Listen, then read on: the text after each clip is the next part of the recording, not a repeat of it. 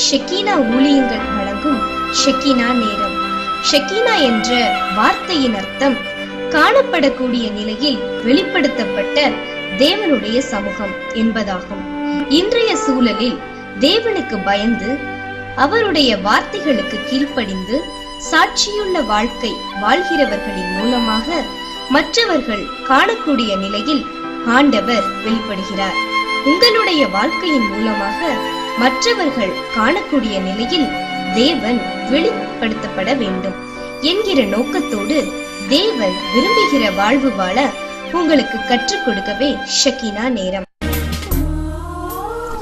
தேவ செய்தியை வழங்குபவர் சுவிசேஷகர் பி. ஜாஷ்வா, இயக்குனர், ஷெக்கீனா ஊழியங்கள். கிறிஸ்துவுக்குள் அன்பான ஷெக்கீனா நேரம் தொலைக்காட்சி நேயர்களே, ஆண்டவராகிய இயேசு கிறிஸ்துவின் இனிய நாமத்திலே உங்களை வாழ்த்துகிறேன். இந்த ஆண்டு திரும்ப பெற்றுக்கொள்ளும் ஆண்டு என்கின்ற நிலையிலே ஆண்டவராலே நமக்கு கொடுக்கப்பட்டிருக்கிறது. நாம் இழந்த காரியங்களை, அதாவது இழந்த சந்தோஷத்தை, இழந்த சமாதானத்தை, இழந்த நிம்மதியை திரும்ப நாம் பெற்றுக்கொள்வதற்கு ஆண்டவர் நமக்கு இந்த ஆண்டு உதவி செய்ய போகிறார். சிறப்பாக கடந்த 2 வாரங்களிலே ஒளிபரப்பான ஷெக்கீனா நேரம் நிகழ்ச்சியை பார்த்தவர்களுக்கு நாம் என்ன காரியங்களை பற்றி பேசிக் கொண்டிருக்கிறோம் என்பது மிகவும் நன்றாக தெரியும், அவருடைய நினைவில் இருக்கும். ஆண்டவர் அவருடைய பிள்ளைகள் இழந்தவற்றை அவர்களுக்கு திரும்ப கொடுப்பதாக வாக்கு கொடுத்திருக்கிறார். அதற்கு நாம் ஆதாரமாக 1 சாமுவேலின் புஸ்தகம் 30வது அதிகாரத்தின் 19வது வசனத்தை நாம் நம்முடைய இந்த ஆண்டு நம்முடைய வாக்குத்தத்தத்திற்கு ஆதார வசனமாக நாம் எடுத்திருக்கிறோம். அந்த வசனத்தை நான் வாசிக்கிறேன். 1 சாமுவேல் 30:19. அவர்கள் கொள்ளையாடி கொண்டு போன எல்லாவற்றிலும் சிறியதிலும் பெரியதிலும் குமாரரிலும் குமாரத்திகளிலும் ஒன்றும் குறைபடாமல் எல்லாவற்றையும் தாவீது திருப்பிக் கொண்டான். தாவீது ராஜாவுடைய வாழ்க்கையிலே அவர் இழந்து போன எல்லாவற்றையும் திரும்ப அவர் பெற்றுக்கொண்டதை ஆண்டவர் நமக்கு சொல்லிக் கொடுத்து, இந்த ஆண்டு நமக்கு இது திரும்ப பெற்றுக்கொள்ளும் ஆண்டாக இருக்கும் என்று அவர் வாக்கு பண்ணியிருக்கிறார். அந்த வாக்கு தத்தத்தின் அடிப்படையிலே நாம் தேவனுடைய வார்த்தைகளை படித்து வருகிறோம். முதல் வாரத்திலே எல்லாவற்றையும் இழந்து போன தாவீது, அந்த 1 சாமுவேல் 30வது அதிகாரத்தை எடுத்து படித்து வருகிறோம். எல்லாவற்றையும் இழந்து போன தாவீது, ஆனால் அந்த தாவீது எல்லாவற்றையும் திரும்ப பெற்றுக்கொண்டார் என்று படிக்கிறோம். எல்லாவற்றையும் இழந்து போன நிலை வரும்போது நாம் என்ன செய்ய வேண்டும் என்று நாம் முதல் நிகழ்ச்சியில படித்தோம். என்ன செய்ய வேண்டும்? மற்றவர்கள் நம்மை குற்றம் சொல்வதற்கு நாம் இடம் கொடுக்க கூடாது. அல்லது நம்மை நாமே ஏன் இது நடந்துருச்சுன்னு சொல்லி ஆண்டவரை விட்டு விலகி போகிற ஒரு நிலைக்கு இடம் கொடுத்து விடக்கூடாது. இது முதல் காரியமாய் நாம் பயிற்சிக்கு கொண்டு வர வேண்டும் என்று படித்தோம். அதற்கு பிறகு கடந்த வார நிகழ்ச்சியில என்ன படித்தோம்? இழந்து போன நிலையிலே நாம் என்ன செய்ய வேண்டும்? அழக்கூடிய நேரம் அழ வேண்டும். தாவீதும் தாவீதோடு கூட இருந்தவர்களும் தங்களிலே பலனில்லாமல் போகும் மட்டும் சத்தமிட்டு அழுதார்கள் என்று வேதவசனம் சொல்கிறது. அழலாம், பலனில்லாமல் போகும் மட்டும் சத்தமிட்டு அழுகிற நிலை வாழ்க்கையில நாம் அனுபவிக்கலாம். ஆனால் தாவீது செய்த ஒரு காரியம், மிகவும் நெருக்கப்பட்டான் என்று சொல்லப்பட்டிருக்கிற அதே நேரத்தில் பலனில்லாமல் போகும் மட்டும் சத்தமிட்டு அழுத தாவீது என்று சொல்லப்படுகிற அதே நிலையில தாவீது செய்த ஒரு காரியம், தன் தேவனாகிய கர்த்தருக்குள்ளே தன்னை திடப்படுத்தி கொண்டான்.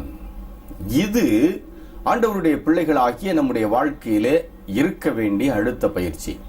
திருப்பிக் கொள்ள வேண்டுமானால், இழந்தவைகளை நாம் திரும்ப பெற்றுக்கொள்ள வேண்டுமானால் என்ன செய்ய வேண்டும்? அங்க இங்க ஓடக்கூடாது. ஆண்டவருக்குள்ளே நாம் நம்மை திடப்படுத்தி கொள்ள வேண்டும். இந்த 2 பயிற்சிகளை எத்தனை பேர் நீங்க செய்தீர்களோ தெரியாது. இந்த பயிற்சிகளோடு கூட இன்றைக்கு அடுத்த ஒரு செயலையும் நாம் திரும்ப சேர்த்துக் கொள்ள போகிறோம். இந்த ஜனவரி மாதம் முழுவதிலும் இந்த ஆண்டவர் நமக்கு கொடுத்திருக்கிற இந்த திரும்ப பெற்றுக்கொள்ளுகிற இந்த ஆண்டு, இந்த திரும்ப பெற்றுக்கொள்ளுகிற அந்த அனுபவத்தை பெறுவதற்கு நாம் என்ன செய்ய வேண்டும் என்பதை படிக்க போகிறோம் இல்லையா? அந்த வரிசையிலே இன்றைக்கு 3வது நிகழ்ச்சி, 3வது வாரம். இந்த நாளிலே நாம் என்ன படிக்க போகிறோம்?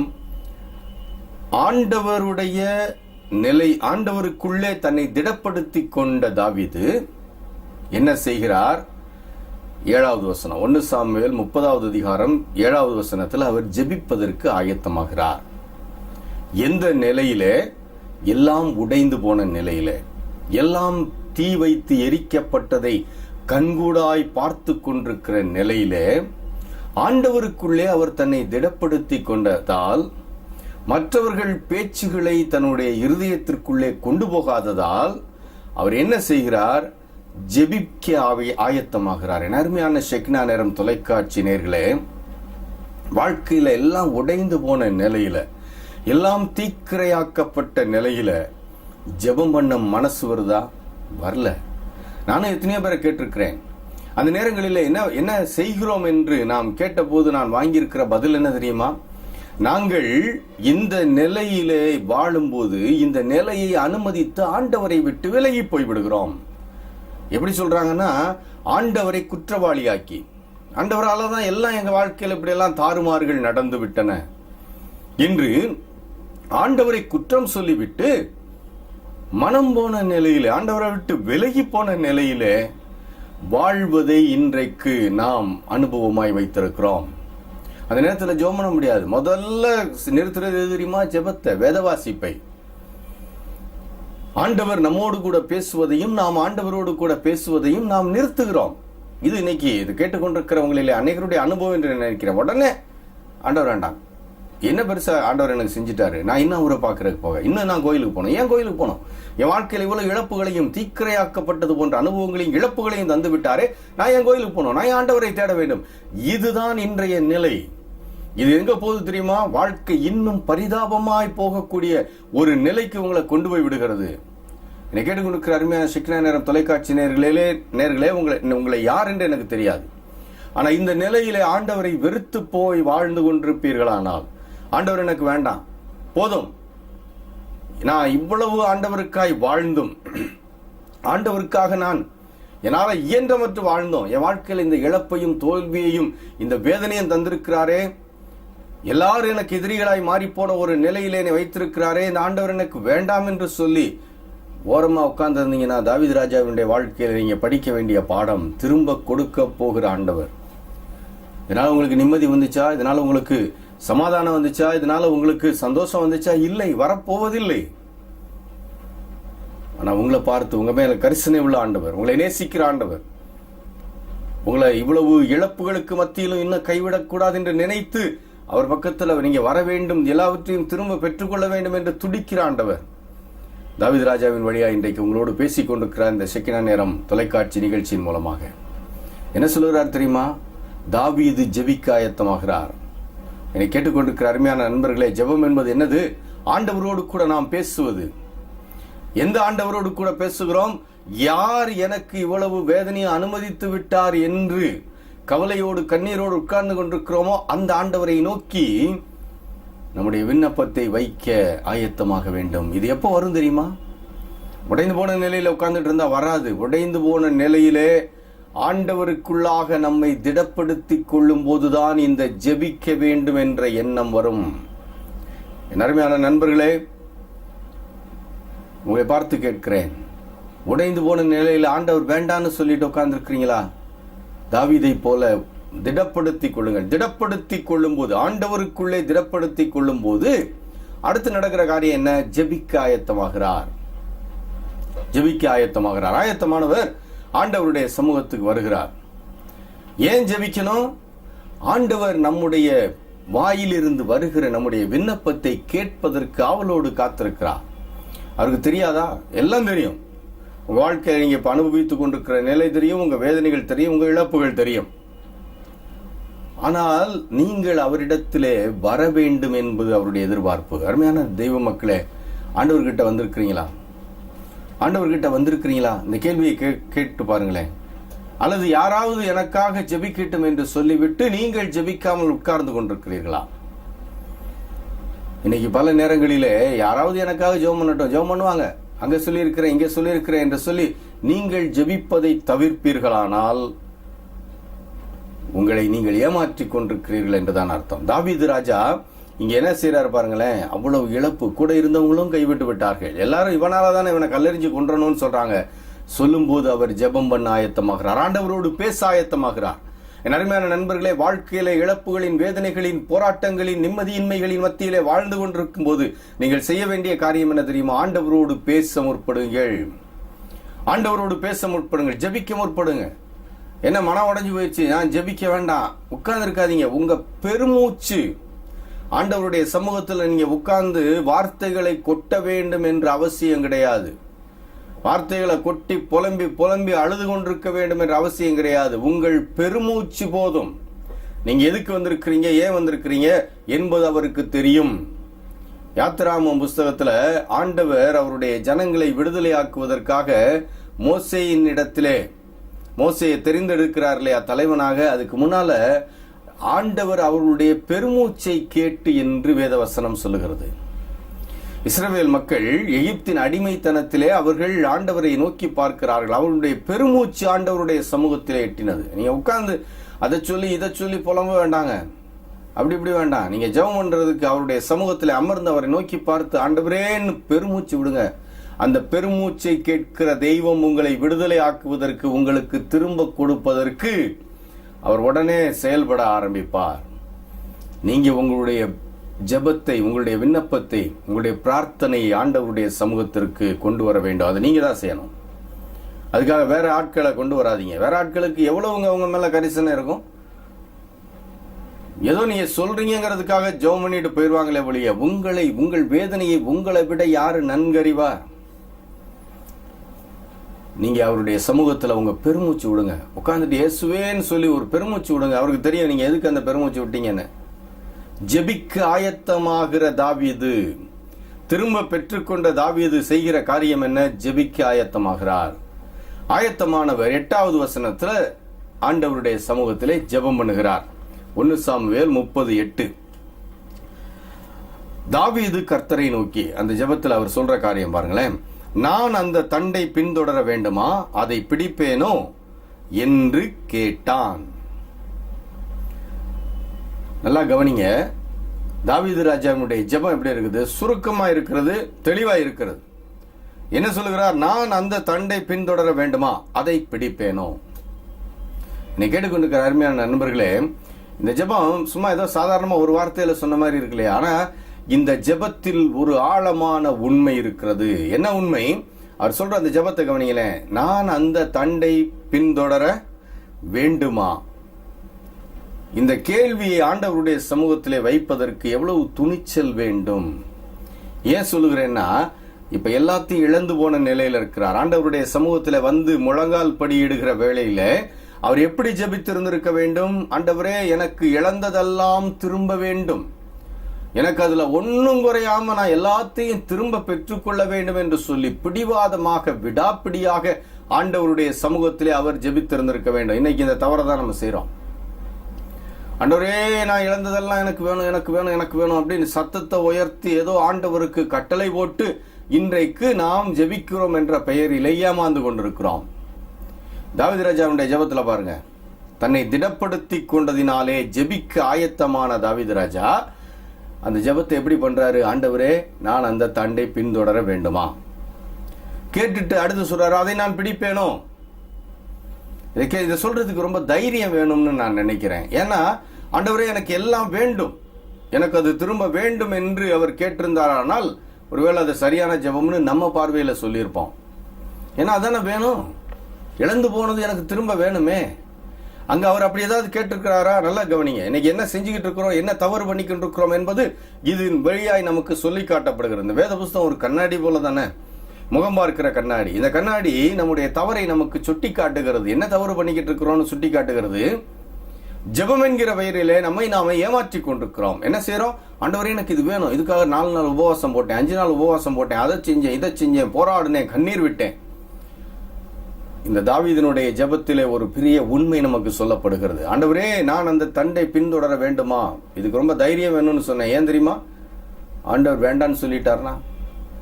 பின்தொடர வேண்டுமா அப்படின்னா இல்ல வேண்டாம்பான்னு சொல்லிடக்கூடாதே. அதனால இன்னைக்கு நம்ம ஜெபங்கள் எல்லாம் அப்படியே பூசி மழுப்புகிற ஜெபமா இருக்கிறது. இந்த ஜெபத்தை இன்னொரு விதத்துல நான் சொல்ல வேண்டுமானால் எப்படி சொல்லலாம் தெரியுமா? ஆண்டவருடைய சித்தத்திற்கு விட்டு கொடுத்த ஜெபம். ஜெபம்ங்கிறது இதுதான். ஆண்டவரே உம் சித்தம், எனக்கு இழந்து போய்விட்டேன், எனக்கு வேண்டும் அது திரும்ப. ஆனால் நான் என்ன கேட்கிறேன்னா, அதை பின்தொடர வேண்டுமா, அதை பிடிப்பேனா? நான் உம்முடைய சித்தத்திற்கு காத்திருக்கிறேன். எந்த நிலையில? தன்னிலே பலன் இல்லாமல் போகு மட்டும் சத்தமிட்டு அழுத நிலையிலே. அது மட்டுமல்ல, கூட இருக்கிறவர்களும் கல்லறிந்து கொள்ள வேண்டும் என்று சொல்லப்பட்டு எல்லாம் உடைந்து உருக்குலைந்து போன நிலையிலே, நெருக்கப்பட்ட நிலையிலே, 4வது 6வது வசனங்களை எல்லாம் வாசித்து பாருங்க. இப்ப நான் சொன்ன அந்த உண்மைகள் எல்லாம் அதிலே இருக்கிறது. அந்த நிலையில ஆண்டவரே எனக்கு இதெல்லாம் வேண்டும், கட்டாயமாய் வேண்டும் என்று பிடிவாதமாய் ஆண்டவருடைய சமூகத்திலே தாவீது விண்ணப்பம் பண்ணவில்லை. மாறாக சரியான ஜெபத்தை செய்கிறார். என்ன ஜெபம் அது? ஆண்டவரே உம் சித்தம் என்ன? எனக்கு வேண்டும், இதெல்லாம் என்னோடு கூட இருக்கிறவர்களுக்கு வேண்டும். பாவம், அவங்க ஒரு தவறு செய்யல, எனக்காக வந்தவர்கள், ஏன் பின்னால வந்தாங்க. நானும் வேணும்னு உங்ககிட்ட கேட்கலையே, நீங்களா தான் இந்த ராஜ்ய பாரத்தை என் கையில் கொடுத்தீங்க. இப்படி ஒரு நிலையில இவங்களுக்கு நான் இதெல்லாம் திருப்பி கொடுக்கணும், என்னை நம்பி வந்தவங்க. அதனால நான் எந்திரிச்சு போறேன் ஆண்டவரே, என் கூட நீங்க வந்தாகணும், உங்க தூதர்களை எனக்கு கூட அனுப்பணும், வந்து அவங்க எனக்கு எல்லாத்தையும் சாதிச்சு கொடுக்கணும். அப்படி கேட்கல. இன்னைக்கு நம்ம ஜெபங்களின் தோல்வி என்ன தெரியுமா? இன்னைக்கு நாம் திரும்ப திரும்ப கேட்டு ஆண்டவருடைய சமூகத்திலிருந்து பதில் பெற முடியாமல் உட்கார்ந்து இருக்கிறோம். ஏன் தெரியுமா? 4-5 நாள் உபவாசம் இருந்துட்டேன், 10 நாள் உபவாசம் இருந்துட்டேன், ஒன்னும் நடக்கலைன்னு இன்னைக்கு போராடி நொந்து போய் இன்னும் வேதனையில உட்கார்ந்து இருக்கிறோம். ஏன் தெரியுமா?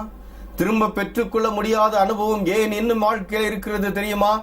சரியான நிலையிலே ஆண்டவருடைய சமூகத்திலே நம்முடைய விண்ணப்பங்களை நாம் வைக்கவில்லை. ஆண்டவரே அது வேணும், அது வேணும், அது வேணும்னு போராடி கொண்டிருக்காமல் தாவீது ராஜா செய்தது போல, ஆண்டவரே உம் சித்தம் என் வாழ்க்கையில என்ன, அதை நீர் காட்டும். இது ஜெபிக்கிறதுக்கு எவ்வளவு தைரியம் வேணும் இல்லையா? இது ஜெபிப்பதற்கு எவ்வளவு தைரியம் வேணும்? ஏன்னா ஆண்டவரே உம் சித்தம் என்னன்னு காட்டும்னு சொன்னா, ஒருவேளை அவரு இது என் சித்தம் அல்ல மகனேன்னு சொல்லிட்டாருன்னா போச்சு. அதனால என்ன பண்றோம்? ஆண்டவரே இது எனக்கு வேண்டும் என்பதிலே உறுதியாய் நிற்கிறோமே ஒழிய சரியான ஜெபத்தை நாம் செய்ய முன்வரவில்லை. சரியான ஜெபம் என்பது என்ன தெரியுமா? ஆண்டவரே உம் சித்தம் நடக்கட்டும். ஆண்டவரே இந்த தண்டை நான் பின்தொடர வேண்டுமா? வேண்டான்னு சொல்லிட்டாருன்னா தாவீது அமைதலா இருந்திருப்பார் இல்லையா? ஆண்டவர் எதை பார்க்கிறார்? அவர் சித்தப்படியான ஜெபத்தை எதிர்பார்க்கிறார்.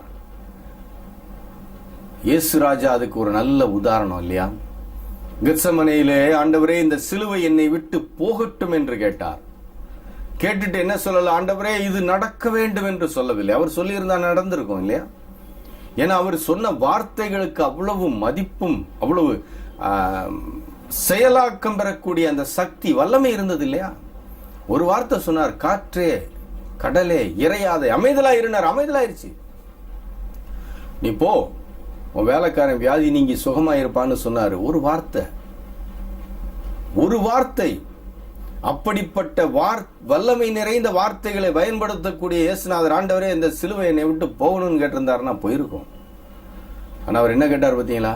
ஆண்டவரே இது நீங்கட்டும், ஆயினும் என் சித்தத்தின்படி அல்ல உம் சித்தம். நீர் சுமக்க வேண்டும் என்று சொல்லுவீரானால் நான் இந்த சிலுவையை சுமக்கிறேன். சுமந்தாரே ஆண்டவர், அந்த சிலுவையை எடுத்து போடவில்லையே.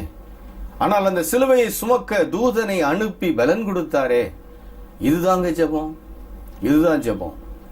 இன்னைக்கு அதை விட்டுட்டு இன்னைக்கு நமக்கு சொல்லிக் கொடுக்கப்படுகிற ஜெபங்கள் எல்லாம் எப்படி இருக்குது தெரியுமா? ஆண்டவருக்கு கட்டளை போடுகிற ஜெபங்கள். ஆண்டவரே நீர் இதை கட்டாயமாய் செய்யும், நீர் எனக்கு இதை செய்தே ஆக வேண்டும். இதை சொல்றதுக்கு உனக்கு என்ன அருகதை இருக்கிறது? ஆண்டவருக்கு கட்டளை போட நீ யார்? அதுல ஒரு சிலர் ஜெபம் பண்ண கேட்டிருக்கிறேன். ஆண்டவரே ஊழியக்காரன் என்ற நிலையிலே நான் இவர்களுக்கு கட்டளை போடுகிறேன். ஊழியக்காரன்னா கட்டளை கொடுக்கறதுக்கு ஆண்டவர் உனக்கு அதிகாரம் கொடுத்தாரு.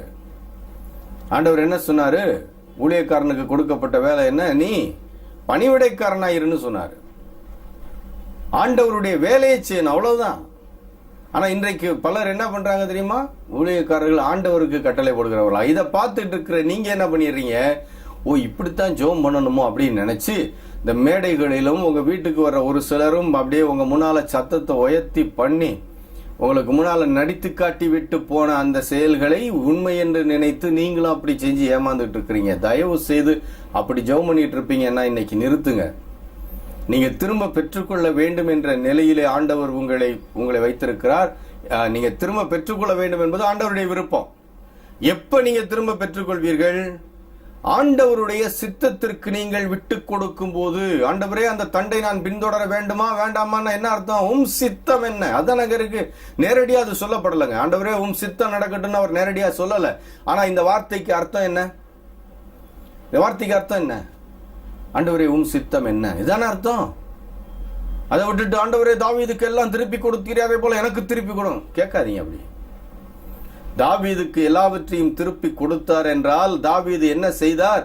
தேவனுக்குள் தன்னை திடப்படுத்தி கொண்டார். முதல்ல மற்றவங்க பேச்சுகளை கேட்கல. அடுத்து தேவனுக்குள் தன்னை திடப்படுத்தி கொண்டார். திடப்படுத்தி கொண்டவர் ஆண்டவரிடத்திலே ஜெபிக்க ஆயத்தமானார். ஜெபித்தவர் என்ன ஜெபம் பண்ணாரு? ஆண்டவரே உம் சித்தம் நடக்கட்டும். இவ்வளவுதானே நடந்துச்சு. உம் சித்தம் நடக்கட்டும். ஏன் விருப்பம் வேண்டாம் ஆண்டவரே? என் விருப்பம் வேண்டாம். அவர் கேட்கணும்னா எப்படி கேட்டிருந்திருக்கலாம்? ஆண்டவரே இதை நீ செய்யும், எனக்கு செஞ்சு ஆகணும்னு கேட்டிருக்கலாமே. அவர் கேட்கறதுக்கு நிறைய பாயிண்ட் இருந்துச்சு. ஆண்டவரே நானா கேட்டு வந்தேன், என்னை ராஜாவாக்குனீங்க, நீங்களா தானே ராஜாவாக்குனீங்க, இவ்வளவு பேர் என்னை நம்பி வந்தாங்கல்ல, இவங்களுக்கு நான் ஏதாவது செய்யணும்ல, உங்களுடைய நாமம் என்ன நிமித்தம் தூசிக்கப்பட்டு விடக்கூடாது, என்னால் நீங்க அசிங்கப்பட்டுவிடக்கூடாது. என்னவோ இவங்களால ஆண்டவர் அசிங்கப்பட்டுருவாராம். என்னால் இது நடந்து விடக்கூடாது ஆண்டவரே, ஆகையினால இதை செய்யும். இதெல்லாம் கூரையை தாண்டாத ஜெபங்க. உங்களை நீங்களே ஏமாத்திட்டு இருக்கிறீங்க. அதனால என்ன திருப்பி பெற்றுக்கொள்ளவில்லை. இன்னைக்கு கேட்டுக்கொண்டிருக்கிறாருமே நான் ஷெக்கினா நேர்களே, உங்களோடு கூட ஆண்டவர் தெளிவாய் பேசிக் கொண்டிருக்கிறார். நீங்க யார் என்பது எனக்கு தெரியாது. நீங்க யாரா இருந்தாலும் சரி, ஆண்டவருடைய பார்வையிலே நீங்கள் திரும்ப பெற்றுக்கொள்ள வேண்டும் என்று ஆண்டவர் விரும்புகிறார். திரும்ப பெற்றுக்கொள்ள வேண்டுமானால் திரும்ப பெற்றுக்கொள்ள வேண்டியவர்கள் செய்ய வேண்டிய செயலை நீங்க செய்யணும். சும்மா கொடுத்துட்டே இருக்க மாட்டாரு. நீங்க செய்யணும். என்ன செய்யணும்? ஆண்டவரே உம் சித்தம் என் வாழ்க்கையில நடக்கட்டும் என்று சொல்லி ஆண்டவருடைய சித்தத்திற்கு உங்களை நீங்கள் கையளிக்க வேண்டும், விட்டு கொடுக்க வேண்டும். அது செய்வீங்களா? இன்னைக்கு நீங்க செய்ய வேண்டிய அடுத்த பயிற்சி, இது கொஞ்சம் கடுமையான பயிற்சி என்று நான் நினைக்கிறேன். ஏன்னா எல்லாத்தையும் ஆண்டவரே எனக்கு தாங்க தாங்க தாங்க தாங்கன்னு கேட்டு பழகிட்ட நம்ம. ஆண்டவரே இனி உம் சித்தம் நடக்கட்டும்னு சொன்னா அது கேட்டு பாருங்களேன், அது எவ்வளவு இன்பமா இருக்கும் தெரியுமா?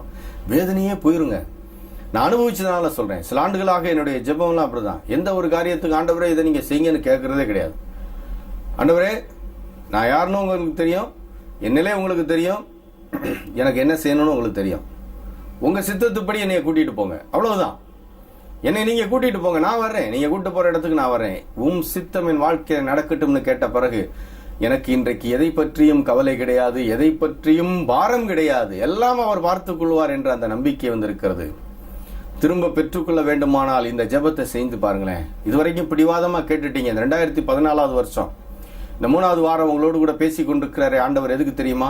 இனிமேல் நீங்கள் கவலை இல்லாமல் இருக்க வேண்டும், இனிமேல் நீங்கள் பாரம் இல்லாமல் இருக்க வேண்டும், இனிமேல் நீங்க அதையும் இதையும் நினைச்சு பயந்து பயந்து உட்கார்ந்துட்டு கூடாது. இன்னும் 5 வருஷத்துக்கு பிறகு 8 வருஷத்துக்கு பிறகு நடக்க போற காரியங்கள் எல்லாம் நினைச்சு பார்த்து பயந்து நடுங்கி நீங்க உட்கார்ந்து கொண்டிருக்க கூடாது. சந்தோஷமா இருக்கணும். திரும்ப பெற்றுக்கொள்ள வேண்டும். அந்த இழந்த சந்தோஷம், சமாதானத்தை, நிம்மதியை திரும்ப பெற்றுக்கொள்ள வேண்டும். என்ன செய்யணும் தெரியுமா? நீங்க ஆண்டவரே உம் சித்தம் என் வாழ்க்கையில நடக்கட்டும்னு சொல்லி அவர் சித்தத்திற்கு உங்களை கையளிக்க வேண்டும். தாவீது அதை செஞ்சாரு. எப்போ செஞ்சாரு? ஆண்டவருக்குள்ளே தன்னை திடப்படுத்தி கொண்டதுனால. ஆண்டவருக்குள்ள எப்ப திடப்படுத்தி கொள்ள முடிந்தது? மற்றவர்கள் பேச்சுகளை கேட்காமல் ஆண்டவரை நோக்கி பார்த்ததுனால. நீ கேட்டுக்கொண்டிருக்கிற நண்பர்களே, இந்த பயிற்சிகளை நீங்க தொடர்ந்து செய்ய உங்களை அன்போடு கேட்கிறேன். ஏனென்றால் இந்த பயிற்சிகளை செய்யும் போது 19வது வசனத்தில் உள்ளதின்படி எல்லாவற்றையும் திரும்ப பெற்றுக்கொள்வோம். இந்த நாள் பயிற்சி என்ன தெரியுமா? இந்த நாள் தொட்டு நீங்கள் செய்ய வேண்டிய பயிற்சி, ஆண்டவரே உம் சித்தம், உம் சித்தம் என் வாழ்க்கையில நடக்க வேண்டும். இந்த காரியம் எனக்கு ரொம்ப அத்தியாவசியம் தான், எனக்கு ரொம்ப தேவைதான். ஆனாலும் இதுல நான் விடாப்பிடியாய் என்னுடையதை கேட்கவில்லை. உம் சித்தம் நடக்கட்டும். கேட்போமா? ஜெபிக்கலாம். எங்கள் நல்ல ஆண்டவரே, இந்த நாளுக்காக நன்றி செலுத்துகிறோம். இந்த நாளிலே நீர் எங்களுக்கு தந்த திருமறை பாடத்திற்காக உங்களுக்கு ஸ்தோத்திரம் சுவாமி. ஆண்டவரே, நாங்கள் எந்த நிலையிலே வாழ வேண்டும் என்பதை எங்களுக்கு சொல்லிக் கொடுத்து கொண்டு வருகிறீர். எங்களுடைய ஜெபம் எப்படி இருக்க வேண்டும் என்று இன்றைக்கு சொல்லிக் கொடுத்தீரே, உங்களுக்கு ஸ்தோத்திரம். நீர் விரும்புகிறபடி உம் சித்தத்திற்கு விட்டு கொடுத்து ஜெபித்து எல்லாவற்றையும் திரும்ப பெற்றுக்கொள்ளுகிற கிருபையை இந்த நிகழ்ச்சியை கேட்ட ஒவ்வொருவருக்கும் எனக்கும் நீர் தர வேண்டும் என்று ஜெபிக்கிறோம். இயேசு கிறிஸ்து மூலம் வேண்டுகிறோம் பிதாவே, ஆமென். அருமையான ஷெக்கினா நேரம் தொலைக்காட்சி நேயர்களே, இந்த நிகழ்ச்சியில் வழியாக ஆண்டவர்களோடு நிச்சயம் பேசிக் கொண்டிருக்கிறார். அவருடைய சத்தத்துக்கு செவி கொடுங்கள், அவருடைய சித்தத்திற்கு விட்டு கொடுத்து வாழுங்கள். நிச்சயமாய் எல்லாவற்றையும் திரும்ப பெற்றுக்கொள்ள ஆண்டவர் கிருபை செய்வார். இந்த நிகழ்ச்சி பற்றி உங்கள் கருத்துக்களை எனக்கு தெரிவிக்க அன்போடு கேட்கிறேன். ஆண்டவர் சித்தமானால் திரும்ப இன்னொரு நிகழ்ச்சியில நாம் ஒரு சந்திப்போம். அது வரைக்கும் ஆண்டவருடைய கிருபை உங்களோடு கூட இருப்பதாக. ஆமென். எங்கள் முகவரி evangelist P. Joshua, director, Shekinah ministries, R2 TNEB quarters, 110/11 kV substation, Mattuthavani, Madurai 625007.